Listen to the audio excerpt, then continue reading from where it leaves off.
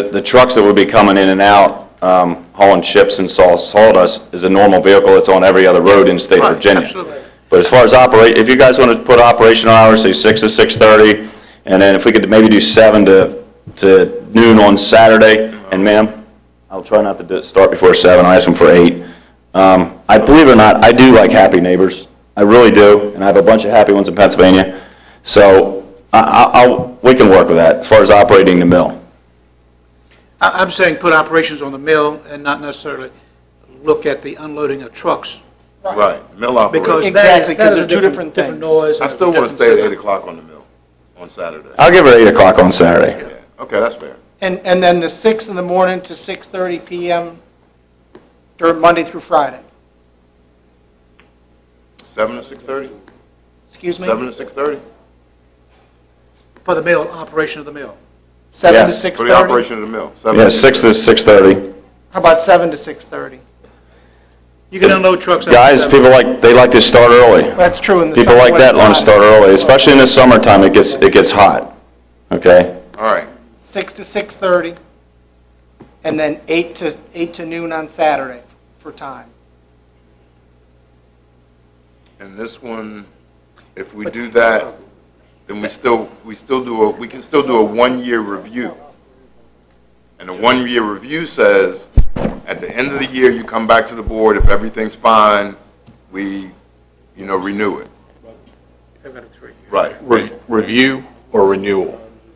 Review is typically what the board does. Right. You come back a year from the date of the issuance of the certificate of occupancy and review the operation conditions. Then if you decide that there need to be changes, then you can go through the renewal process. Right.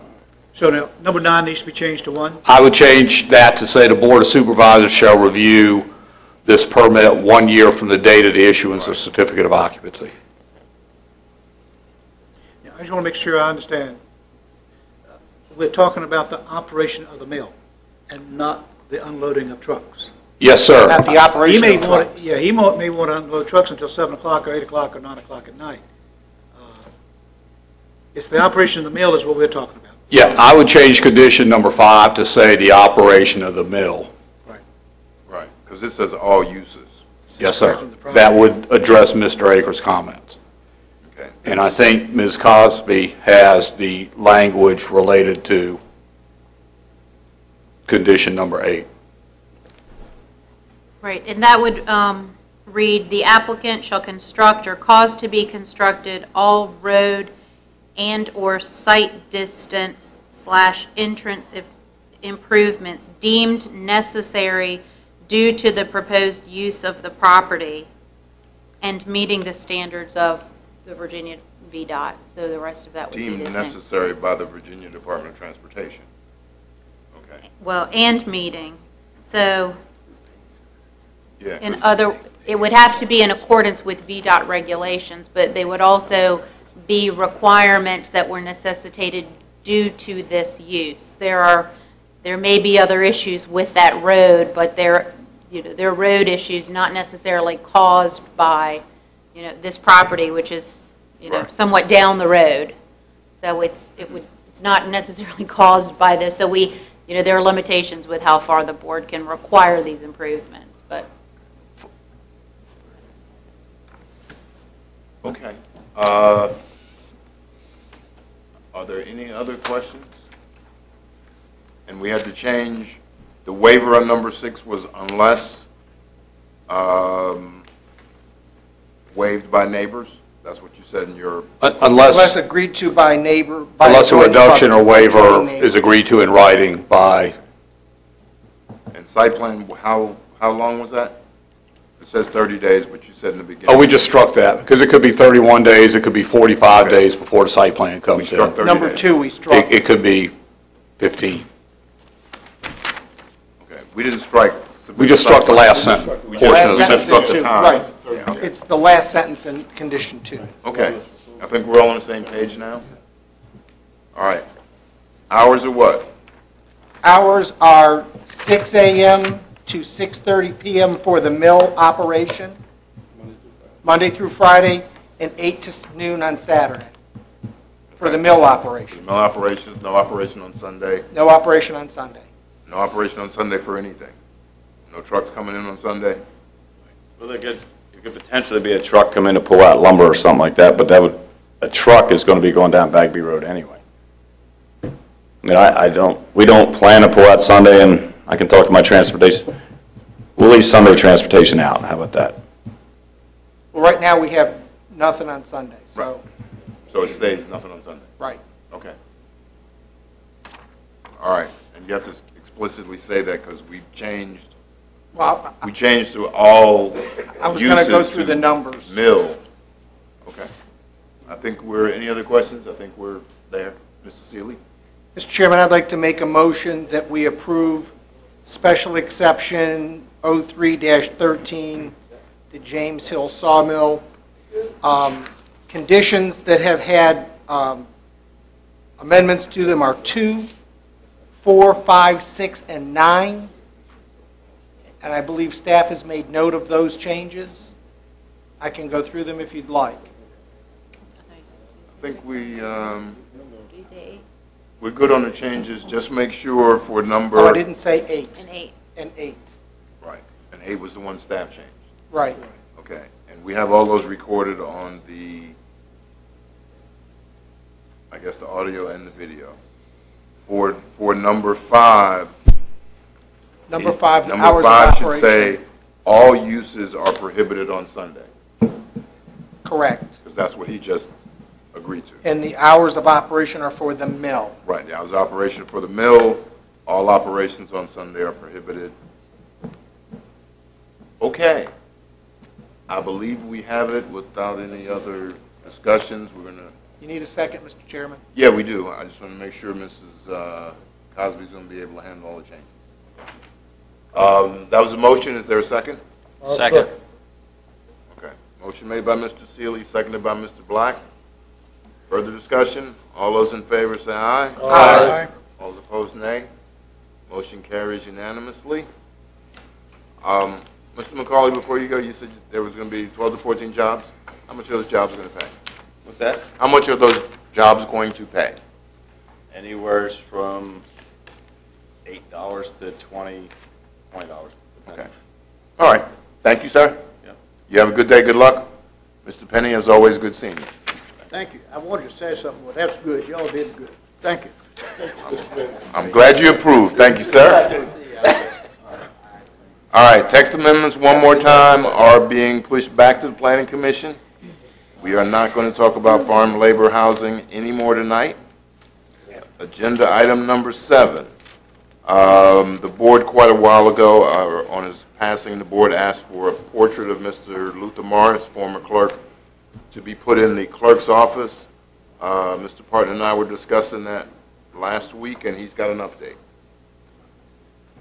Mr. Chairman, members of the board, I did contact Patrick Ducrane, who was heavily involved in the Art Center, and talk with him about trying to come up with some recommended artists, and he's working on that.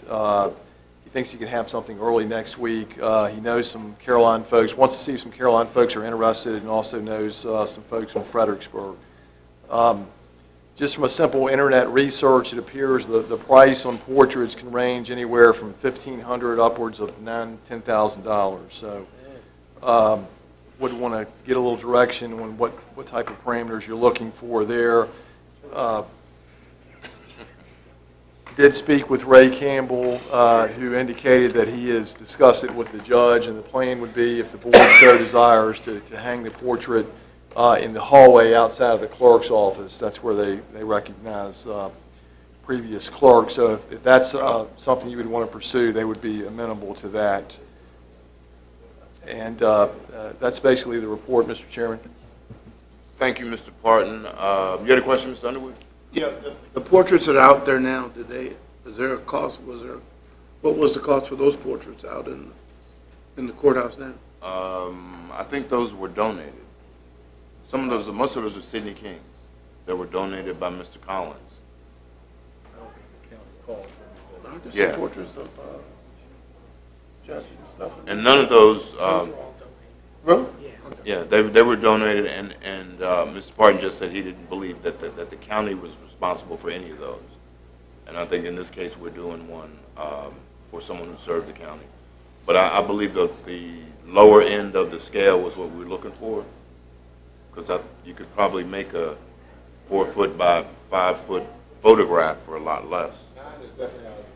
Yeah. So if you could continue to pursue, that's still our goal, and thank Mr. Campbell, and we'll look for something on the lower end of the scale.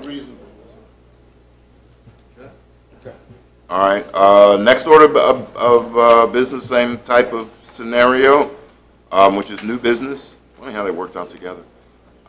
Discussion on naming the General District and Juvenile Domestic Relations Courthouse Building for Judge Peyton Farmer. The Farmer family asked me about this, and I said I'd bring it to the board to see if we could get concurrence on the board to do that.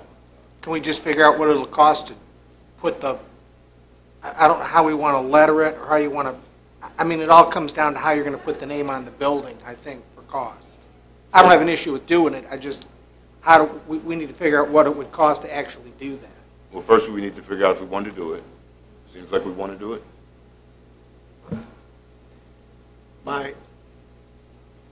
And I certainly have no problem in recognizing Judge Farmer by any means. But, you know, there have been 2 judges in this county that lived in this county that have passed away in the past year. It's true. So what do we do about Mr. Benzer? I mean, Judge Benzer was an attorney in this county for a long time, as well as a judge in this county. And so how do we recognize him? I think he needs to be recognized as well, personally. And that's taking nothing away from Judge Farmer. Judge Farmer was a tremendous guy and served this county well over the years, no question about it. But Frank Benzer did as well. Well, and I think longevity was the issue. Judge Farmer served for 30 years, Judge Benzer for 3. If that's he was still a county resident. right, if that's what you'd like to do, you could have the building named after Judge Farmer and the courtroom named after Judge Benzer, and actually the juvenile domestic one could be named after Judge Peace if that's what you're going to do.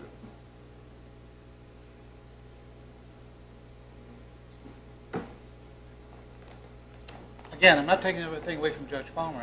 We need to recognize, and I want to recognize Judge Farmer. But I just think that sometimes we need to think these things out. All the way out. That's what we're doing. We bring it tonight to discuss it, and I'm supposing you're wanting to make a decision is what we're going to do. That's not thinking it out. We're discussing. Okay. We're discussing. I said first if we want to do it. As a first reading. First reading, yeah. And let's, because I do agree with Wayne that we need to do both. I'm going to say on tape, I do agree with Mr. Akins. Oh, please. I'm looking at the camera saying that. Attack, will you? The press is there, she can quote me. It's going to snow. There were so many things I wanted to do before the world ended. You know, there were so many things. Is this one of your bucket lists? Oh my God! I haven't played St. Andrews. You know, gee, I haven't been to Australia yet. Come on. Oh boy! Tomorrow the world is over. All right. The reality is, this was a request by the Farmer family that I said I would bring to the board to see how the board felt about it. We were discussing it. We can consider this the first reading. If that's what we want it to be, we can direct staff to figure out how much it would cost to letter a building, just simple 20 letters or whatever that would cost to be on the front. And then we could talk some more about how we honor our past judges. And why don't we have staff when they come back to us to give us a full layout as to how this can be accomplished, and we can honor and recognize the past. You know, we recognized, and don't get me wrong, I think we should have Bob Palmer. He's recognized in the commissioner's office, and Mr. Marsh is going to be recognized in the clerk's office, and I think the judges need to be recognized. But I think both of them need to be recognized. And let's not rush this. Let's go into January or February so that staff's got time, because the holidays are coming. Nobody's going to, getting anything done between now and January 10th is probably going to be tough. Okay. That's fine. That's fine. We want to include Judge Peace in that too? Okay. You got it? Judge Peace was not a resident of Caroline County. She was from Hanover. She was Hanover resident. Hanover, Carolina. Okay. All right, we will, we'll ask for that, I guess, in January, at our first meeting in January. That gives you all of December. That isn't much. Yeah, because you're off for a few more days for Christmas. Okay, we pulled 9. And just so the board understands, 9 was the Columbia Gas right-of-way. Part of that, I met with them a while back, a couple of months ago. They have assured me that they are going to run natural gas to the high school and middle school property. I spoke to Dr. Kilo today to make sure he understood that, and he's aware of that. However, their bids have already gone out for the project, for the high school project, but I'm pretty sure that's something we can make sure is added in there. It will save us a tremendous, it's been one of my, the board had a vision when they put that gas tap in at 207 Right. at the power line. Right. And we now need to capitalize on that at those 2 facilities because we can save a tremendous amount of money. We just need to make sure that the school board is understanding that we were supposed to meet with them before this meeting, but a lot of them were out of town, so we're going to have to meet with them, Mrs. Hall, before the 9th, if we can. December 2nd is a 2-on-2 meeting, but we need a full board meeting, so sometime. Can we do that at the 9th? If we can do that December 9th, I think that'll be good. But that's one of the things we want to make sure they understand. But we did pull that agenda item. They have some more work to do. Just wanted to make sure the board was aware of that. Now we have this proposed open space agreement for Meadowview Research Center. And Mr. Fincham has that. Mr. Fincham, agenda item number 10. Mr. Chairman, members of the board, you have before you tonight a request for an open space easement to be held by the Caroline County Board of Supervisors for the Meadowview Biological Research Station. This request actually came to the board about 2 years ago. And at that time, we first discussed the requested easement with the board at that time. Dr. Sheridan, who operates the Meadowview Biological Research Center, does a lot of public education and research related to certain plant species, and I'm sure Dr. Sheridan would answer any questions the board may have. He has obtained a grant to secure additional property that is habitat related to, I believe it's a pitcher plant. And as part of that agreement, the conservation easement would be placed on the property to protect that property in perpetuity. The board did previously agree to go forward with the accepting the open space easement on the property. It's taken a couple of years to get to that point, and Ms. Cosby spent a considerable amount of time working with Dr. Sheraton's team to make sure that the language meets the code requirements. And we are here tonight with the actual easement document for the board's consideration to finalize this agreement. With that, I'll answer any questions the board may have.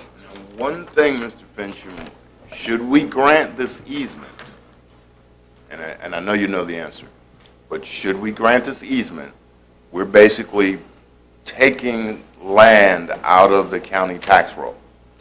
You are reducing the taxes, not taking it out entirely. We're reducing the taxes. Yes, sir.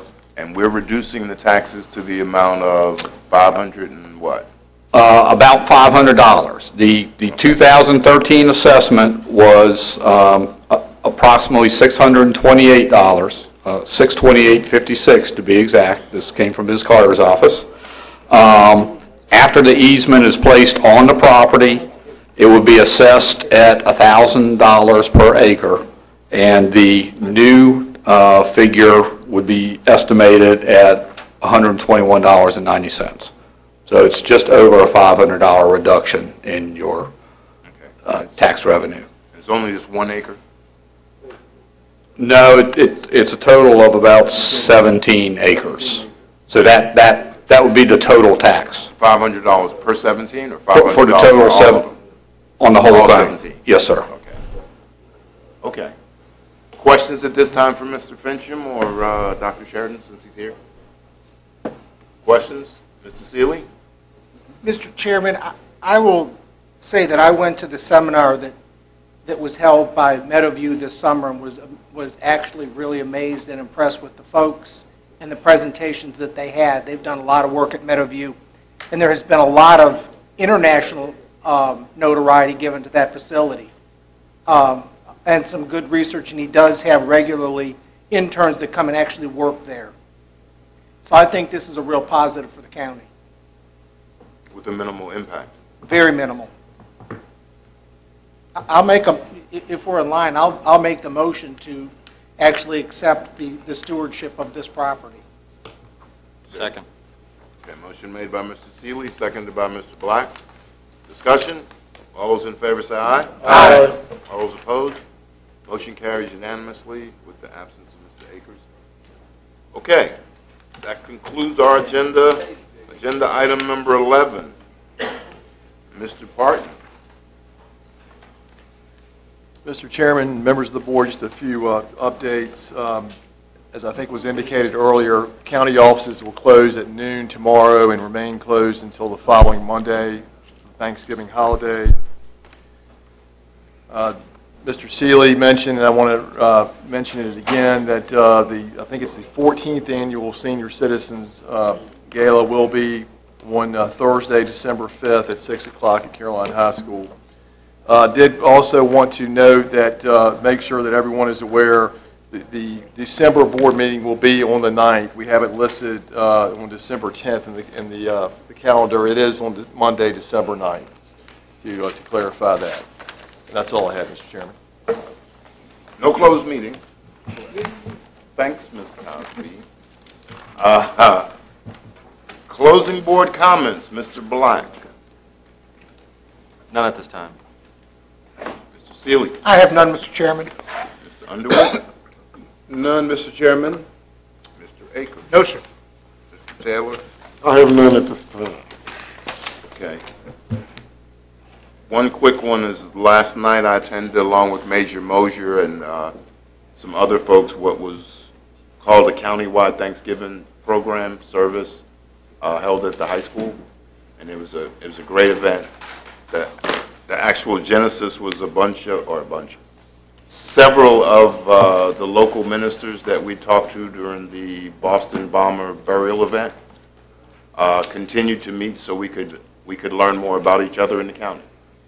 And as a culmination of that was the program. I apologize to the board to not making sure you all knew about it personally, but it was a great event with a lot of community folks there. And they plan to do something for Martin Luther King's birthday and then another program next year. It was also great to see the St. John Choir and the St. Asaph's Episcopal Choir singing together, which was a really good thing.